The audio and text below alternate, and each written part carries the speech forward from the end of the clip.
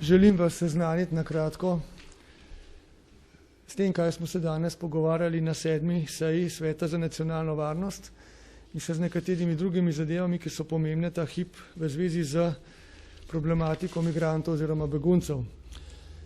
Torej 7. sejo Sveta za nacionalno varnost sem sklical zato, da se medsebojno informiramo o zadnjih, dogodkih in okoliščinah v zvezi z migrantsko oziroma begunsko krizo, da se informiramo o tem, kako Slovenija in sosednje in druge države obvladujemo migrantske tokove in da se seznanimo tudi s tem, kako smo namenjeni ravnati v prihodnje, če se bo kriza zaostrovala. Najprej povem, da sem člane Sveta za nacionalno varnost še enkrat seznanil z glavnimi zavezami, ki smo jih sprejeli voditelji držav, ki smo se srečali v nedeljo v Bruslju pod, organizatorstvom Evropske komisije. Veste, da sem te poudarke oziroma te zahteve že predstavil večkrat tudi javno, neposredno takoj po samem vrhu, pa vendar naj ponovim, da smo voditelji držav Nemčije, Avstrije, Slovenije in tistih južno od nas, torej, ki so potem del te tako imenovane balkanske poti ali pa so ob njej udeleženi v teh migracijskih tokovih, da smo vsi skupaj torej sprejeli zelo pomembne politične zaveze. Po moji oceni so te zaveze zadnja možnost za to, da Evropska unija pa tudi Evropa obstane takšna, kot je, solidarna, povezana v svojih vrednotah, zavezana skupnim ciljem, ki ljudem v Evropi omogočajo prost pretok, blaga, storitev ljudi in ki omogočajo seveda vse tiste dobrine in vrednote, ki smo jih vzpostavili še posebej v Evropski uniji.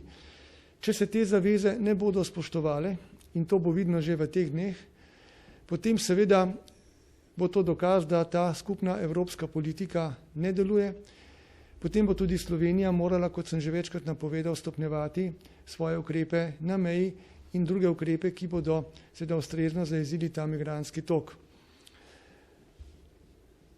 Zdaj seveda pozorno opazujemo, ali se te zaveze, ki so jih dale države, vključno Slovenijo, izpolnjujejo. Ali se izboljšuje medsebojno informiranje in sodelovanje glede usmerjanja in obvladovanja begunskega toka. Ali bo Grčija začela intenzivneje s pomočjo Frontexa in drugih institucij zaustavljati tokove, ali se bo tok upočasnil in reduciral, ali bomo spoštovali tudi druge zaveze, ki so bile določene v tem dokumentu.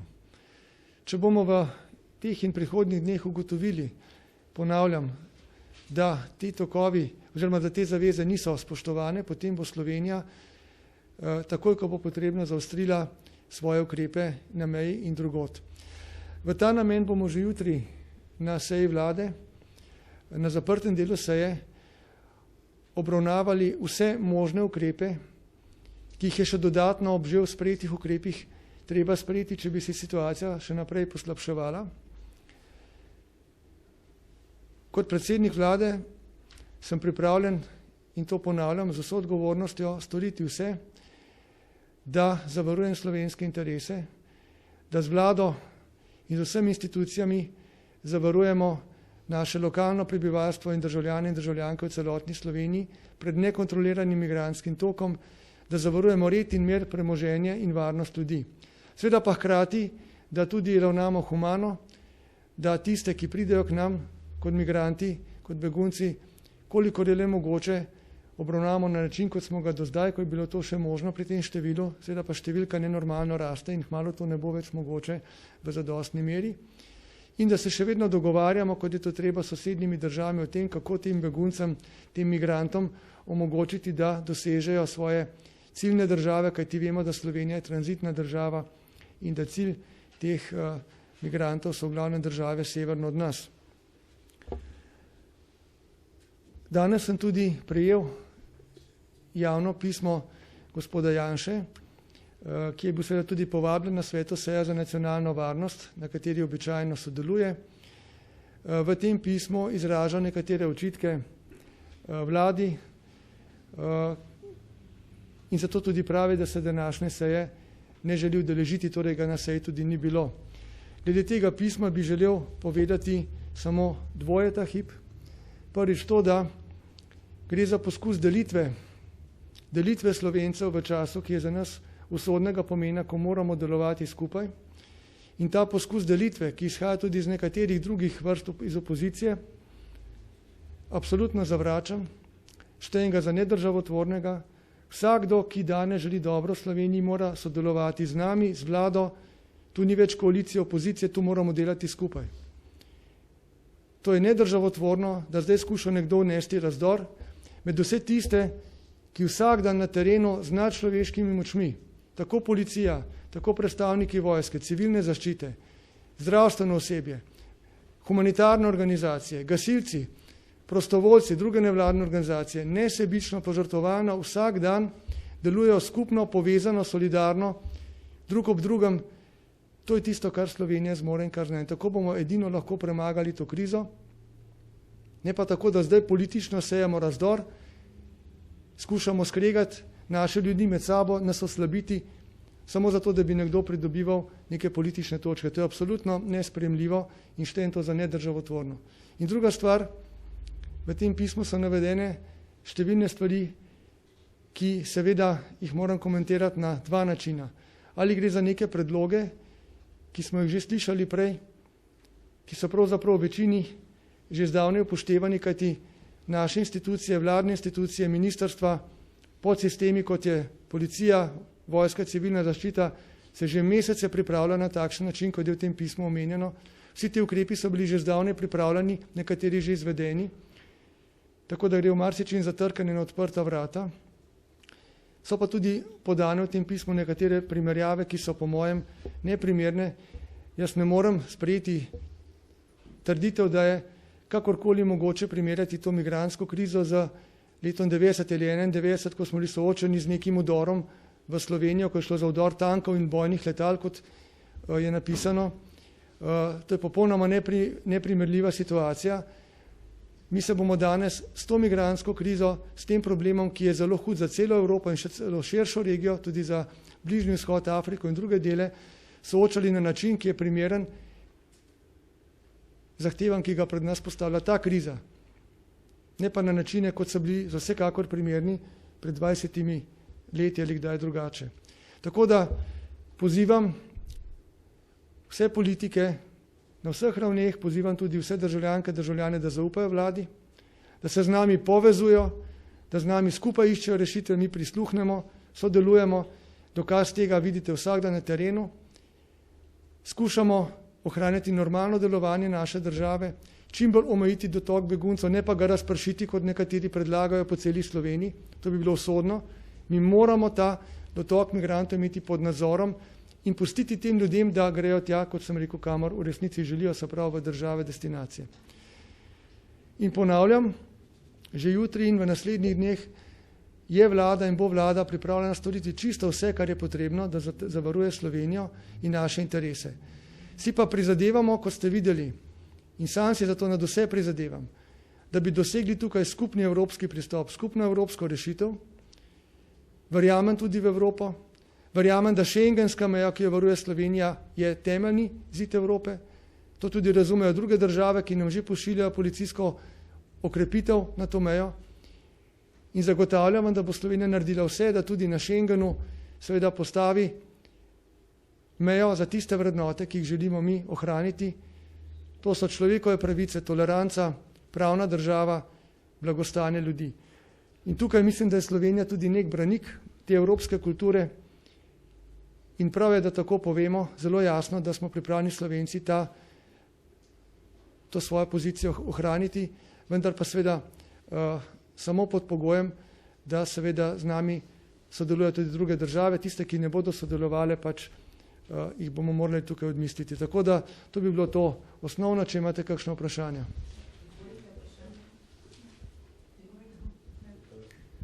Miha Orešnik, Kanala. Avstrijska notranja ministrica je včeraj napovedala na meji pri Šentilju gradbene ukrepe, ni želela izrecno omenjati ograje, danes je to storila. Rekla je, seveda tudi za ograjo gre. v smislu ne kot Madžarska, ampak da bi preprečili razpršitev migrantov pač po celotni meji. Mi razmišljamo o podobnem. Ali to pomeni, da bo Slovenija morala nekako prehiteti Avstrijo in da bi mi tudi te tehnične prepreke še pred njimi postavili na naši meji v izogib razpršitvi migrantov? Hvala lepa. Torej, kot veste, je naša meja s Hrvaško konfigurirana bistveno drugače, je bistveno tudi daljša v tem prehodnem delu, kot je denimo ta prehodni del ali pa lahko prehodni del med Slovenijo in Avstrijo. Pa vendar, mi budno spremljamo, kaj se dogaja severno in južno od nas in pripravljeni smo začeti takoj, ko bo za to sprejeta ocena in to oceno bo sprejela vlada, postavljati tudi tehnične ovire na meji. Ponavljam, Slovenija si ne želi zidov. Si ne želi zidov med evropskimi državami, to, da če bo v to prisiljena, je pripravljena že jutri začeti postavljati ustrezne ovire tudi na svoji meji s Hrvaško in tako bistveno zajeziti tok migrantov oziroma jih usmerjati v nekatere skupne prehodne točke, da bo stvar še dodatno bolj obvladljiva. Zdaj, zunanji minister Erjavec je zjutraj poudaril, da bi Šentilj utegnil postati kritična točka, glede na to, kaj se dogaja tudi z nekimi nesoglasji med Avstrijo in Nemčijo. Zdaj ste podrobneje govorili, kaj zdaj storiti recimo na Šentilju glede tega. Ponavljam, da Slovenija se obnaša evropsko, solidarno in konstruktivno. Mi ne pošiljamo migrantov, ki pridejo v Slovenijo nekontrolirano dalje, mi jih oskrbimo in pomagamo, vendar pa jim ne moremo preprečiti njihove poti dalje, kajti v to pot so prepričani, so determinirani, da dosežejo državo, v katere želijo priti in če jim to dlje časa kdorkoli preprečuje, postanejo tudi nezadovoljni, včasih tudi agresivni. S tem se soočajo vse države, ne nazadnje tudi Avstrija in druge države, kajti ciljne države segajo vse tja do Švedske. In zato Slovenija bo v evropskem duhu solidarnosti skušala upočasniti ta tok, vendar kadar je ta tok premočan, ga ne bo mogla ustavljati.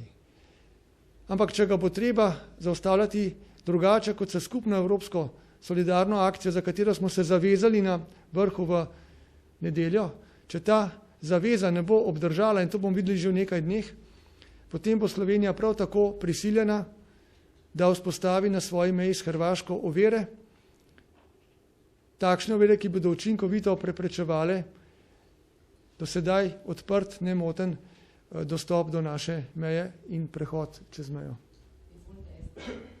Gospod premier, Financial Times danes poroča na naslovnici, da ne bi Slovenija razmišljala o uporabi solidarnostne klauzule, ki pri zagotavljanju evropske pomoči predvideva tudi možnost vojaške pomoči. Pa me zanima, če to drži, kako to komentirate. Hvala. Torej, Slovenija bo morala seveda sodelovati tudi z policijami drugih držav. Kot veste, smo v nedeljo sprejeli tudi skupno odločitev, da se v Slovenija napusti 400 policistov iz drugih evropskih držav, torej denimo Italija, Francija, Nemčija, Madžarska, Češka, Slovaška in druge. Mi že imamo nekatere policiste iz Avstrije dlje časa tukaj. O tem se že pogovarjamo dolgo časa, to ni nova ideja. In seveda primarno nam je namen pridobiti te policijske ukrepitve, kar je smiselno in logično, zato ker Slovenija varuje šengensko mejo. To je neka posebna, bi rekel, točka, ki jo moramo, oziroma linija, ki jo moramo varovati. Če bo potrebna dodatna logistična podpora policiji, jo bomo najprej seveda dosegli z dodatnim angažmajem slovenske vojske. Seveda v tem podpornem logističnem smislu vemo, da tu ne gre za kakšno pretirano ali prekomerno aktiviranje vojske. Nenazadnje vojaške sile so tudi aktivirani že v Avstriji, na Madžarskem in po potrebi bojo tudi drugod. Če bo potrebno to logistično podporo vojske okrepiti, smo odprti tudi za sodelovanje v okviru NATO ali drugih držav, tudi o tem se seveda pogovarjamo. Poudarjam pa, da ne gre za kakršnokoli agresivno ali bojno delovanje vojske, gre zgolj za logistično podporo, ki pa je lahko vojska z določenimi enotami, ki so za to posebej usposobljene, zelo učinkovito zagotavlja. Poudarjam, Slovenija je meja Evrope, šengenska meja. in naša dolžnost je, da to mejo obvarujemo v korist Slovenije, pa tudi v korist drugih evropskih držav. In tega se zavedajo tudi drugi, prepričan sem, in zato je naš cilj, da to tudi storimo. In ponavljam, vlada bo storila vse, kar je treba, da to zagotovimo. Robert Škrjanc, Radio Slovenija. Zanima me samo to, ali bo vlada že razmišljala, glede na to, da kot kaže referenduma ne bo o spremembah zakona o obrambi, da bi že v petek bila lahko kakšna izredna seja in pa aktiviranje tistega novega člena. Kot sem rekel in ponavljam zelo resno, vlada bo, če bo potrebno, že v prihodnjih dneh intenzivno stopnjevala ukrepe za varovanje meje med Slovenijo in Hrvaško, za dodatno intenzivno onemogočanje prevelikega števila dotoka beguncev. Skratka, nadzor na meji bomo zaostrovali zelo intenzivno, če bo treba, in če bo potreba skrajna, bomo pač uporabili vsa potrebna sredstva in možnosti. Nekatera smo že predvideli, vendar jih nismo aktivirali, kot je denimo sprememba zakona o obrambi, kajti dokler ni nujne potrebe, ne želimo v večji meri uporabljati vojske v to logistično in drugo podporo. Če pa bo potrebno, smo to seveda pripravljeni narediti takoj in tako bo tudi z drugimi ukrepi. Ja, glede na razmere na Bavarskem, pa spor med Avstrijo in Bavarsko, pa potem te napovedi avstrijske že prve o ograji in en kup govoric pri nas doma, kako smo mi pripravljeni z to ograjo. Me zanima, lahko končno potrdite ali pa vržete, je ta ograja oziroma žica katerakoli v nabavi, ali je res, da naj bi uvažali iz Poljske ali od kje drugje, skratka, kakšen je tu scenarij? Scenariji, ki zadevajo tehnične ovire na naši meji, kar vključuje tudi možnost postavljanja določenih ovir v smislu, pa če temu rečemo ograja, tudi je sprejemljivo. Vsi ti scenariji so že dlje časa pripravljeni. Mi se intenzivno, operativno pripravljamo na njihovo izvedbo, če bi bilo potrebno. Poudarjam, ne želimo si Evrope zidov, zato smo tu do zadnjega hipa bomo zadržani. Vendar, če se zaveze iz Brusla, ki smo jih sprejeli v nedeljo, ne bodo v prihodnjih dneh v zadostni meri uresničevali, bomo seveda v Sloveniji prisiljeni uvesti tudi tehnične omere na veji, tudi takšne, ki so postavljene tam v smislu ograje. In o tem bo jasno marsikaj več v prihodnjih dneh. Si pa ne želim kot evropejec, da bi do tega prišlo, ampak ponavljam, če bo nujno, bomo tako mi kot verjetno še kdo pripravljeni potem to storiti. Gospod predsednik vlade, ves čas govorite o zaostrovanju, da je vlada že jutri pripravljena bistveno zaostriti ukrepe, pa vendar razen ograje niste bili kaj preveč konkretni. Lahko poveste, katere še ukrepe imate tukaj v mislih? Je to, ne vem, strožja azilna zakonodaja? Je to poleg povečanja vloge vojske v logistiki, pa tudi z novelo obrambnega zakona še kaj? Govorilo se je celo v skrajnem primeru, da bi lahko, čeprav smo članica NATO, da le upoklicali, ne vem, tudi vojake z misij. Kaj so še lahko ti zaostrovalni ukrepi, poleg postavitve tehničnih preprek? Torej, kaj vse si lahko obetamo? Včeraj je minister Židan govoril o črnih scenarijih, na katere ste tudi pripravljeni. Ja, na tako imenovane črne scenarije se pripravljamo že dlje časa, vendar v dobri veri še vedno upamo, da ne bo do njih prišlo. Če pa pride jutrišnjem do njih, bomo, kot rečeno, in to vedno ponavljam, stopnjevali ukrepe do tiste mere, dokler bo potrebno. In poglejte, mi smo že angažirali del vojske v podporo policiji. Mi že pripravljamo, kot ste videli s podlago, ki smo sprejeli spremembo zakona o obrambi, intenzivnejše sodelovanje vojske v teh zadevah, če bo potrebno.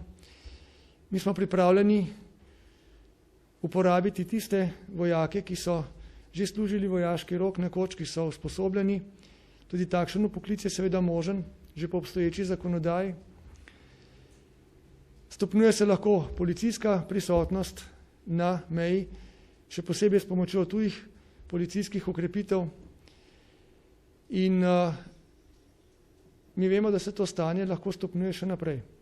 Jaz ne bi želel zaenkrat govoriti o tem, ampak če bo potrebno, bom o tem govoril že jutri. Zagotavljam vam, da je vlada pripravila vse te scenarije, vse te ukrepe. Vendar počakajmo vsaj še nekaj dni, da vidimo, ali bodo zaveze iz Brusla more biti le dale nek pozitivni učinek, da se morda izognemo temu, čemer jaz pravim,